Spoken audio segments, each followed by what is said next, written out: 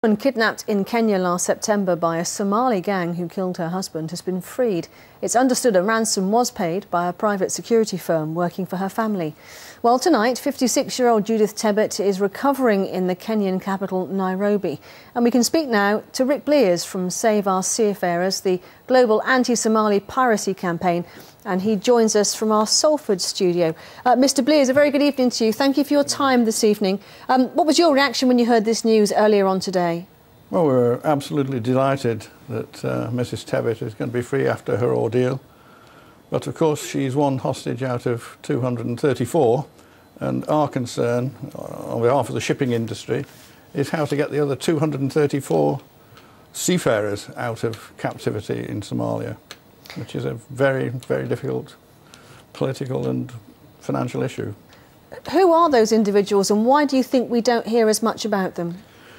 Well, Mrs. Tebbutt is a European. She's from a developed Western country. She has some money and has been able to arrange her own ransom. Most of the people who work on ships these days are from third world countries, a number from the Philippines, India and Southeast Asia generally. There are very few Europeans who are hostage. And the simple fact of the matter is the world's headlines centre on people who we can relate to, like Mrs. Tebbutt. And there are hundreds of seafarers who are from poor background who can only wait for the shipping industry insurers to pay ransoms and get them out of there. Usually they're there for 8 to 12 months and they suffer dreadfully whilst they're captives. Why does it take the shipping industry so long to negotiate their safe release?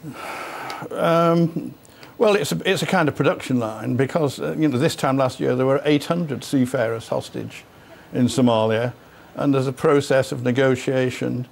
The way I had it described to me was that the Somalis are a desert people and they have a different sense of time to us anyway.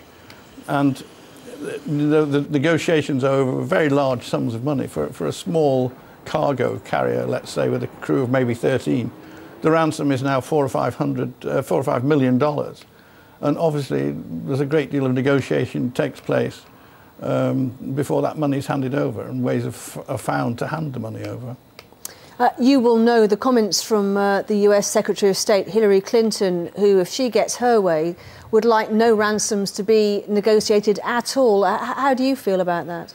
Well, the shipping industry feels that this is a simplistic approach and puts the hostages who are in Somalia at the moment in terrible danger. If the supply of ransom money is cut off because it's made illegal or the mechanisms for paying it are interrupted, the pirates will just simply start shooting the hostages.